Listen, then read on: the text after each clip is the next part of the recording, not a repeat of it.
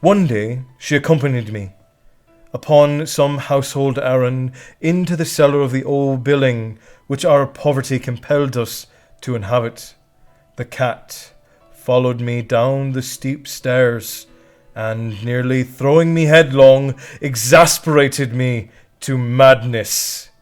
Uplifting an axe and forgetting it in my wrath, the childish dread which had hitherto stayed my hand, I aimed the blow at the animal, which, of course, would have proved instantly fatal had it descended as I wished.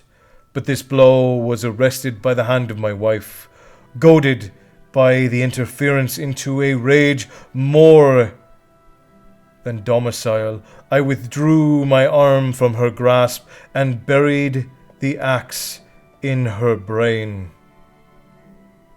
She fell dead upon the spot without a groan. This hideous murder accomplished, I set forthwith and with an entire deliberation to the task of concealing the body. I knew I could not remove it from the house, either by day or by night, without the risk of being observed by the neighbours. Many projects entered my mind. At one period I thought of cutting the corpse into minute fragments and destroying them by fire, and another I resolved to dig a grave for it in the floor of the cellar. Again I deliberated without casting it in the well in the yard, about packing it in a box as if merchandised with the usual arrangements, and getting a porter to take it from the house. Finally, I hit upon what I considered a far better expedient than either of these.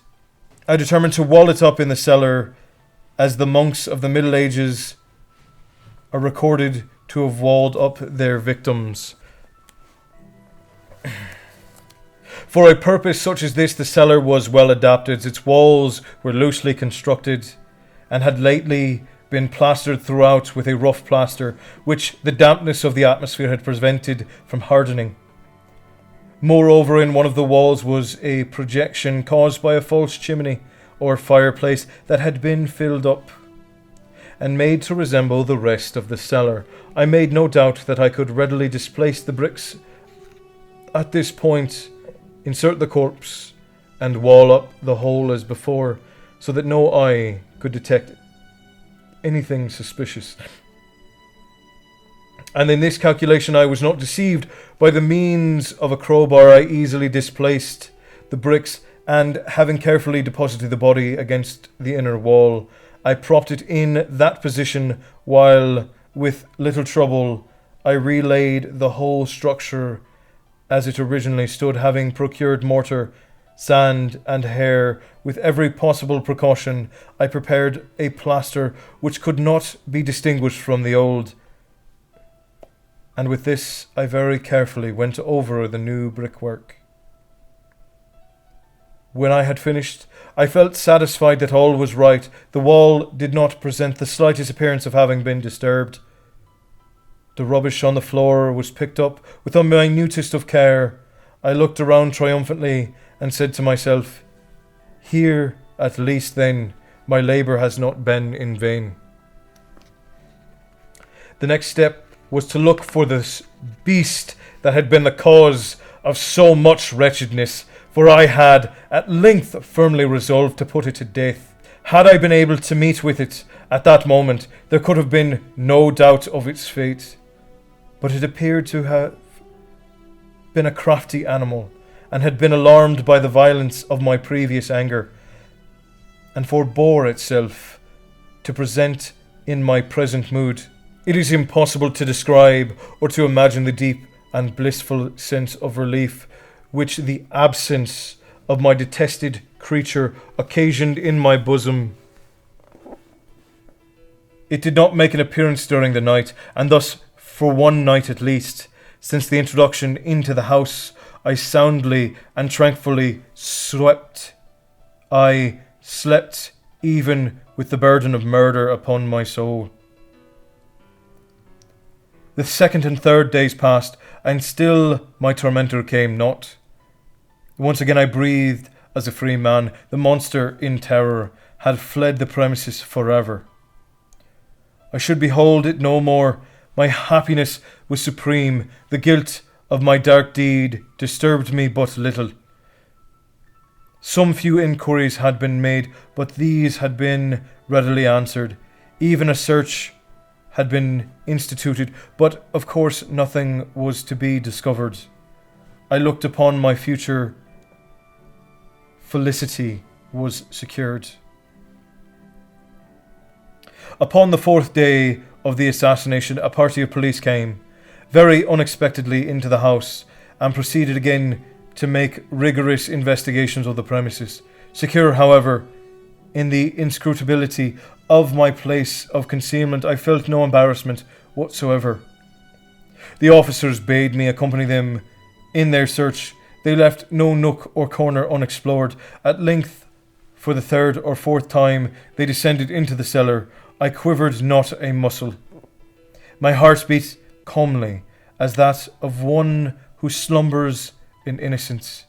I walked the cellar from end to end and folded my arm upon my bosom and roamed easily to and fro.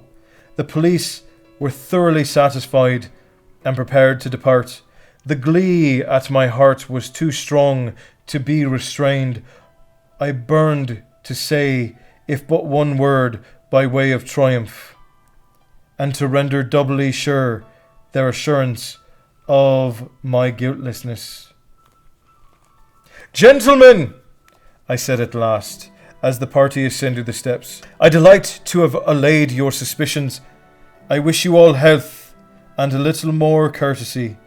By the by, gentlemen, this is a very well constructed house." In the rabid desire to say something easily, I scarcely knew what I uttered at all. "I may say an excellently and well constructed house. These walls— are you going, gentlemen? These walls are solidly put together, and here, through the mere plenty of bravado, I rapped heavily with a cane which I held in my hand upon the very portion of the brickwork behind which stood the corpse of the wife of my bosom. But may God shield and deliver me from the fangs of the arch-fiend. No sooner had the reverberation of my blows sunk into silence than I was answered by a voice from within the tombs, by a cry, first muffled and broken, like the sobbing of a child, and then quickly swelling into the long, loud, continuous scream. Utterly and anomalous and inhuman, a howl, a wailing shriek, half of horror and half of triumph, such as might have arisen out of hell, conjointly from the throats of those damned in their agony, and of demons that exalted that damnation.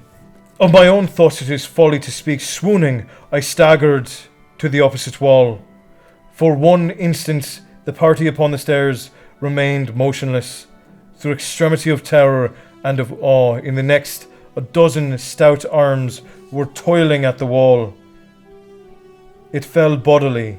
The corpse, already greatly decayed and clotted with gore, stood erect before the eyes of the spectators. Upon its head, with red, extended mouth and solitary eye of fire, sat the hideous beast whose craft had seduced me into murder, and whose informing voice had consigned me to the hangman. I had walled up the monster within the tomb.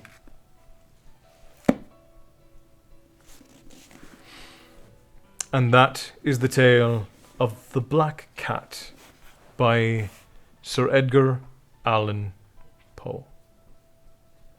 Come and join me again for another story, my friends.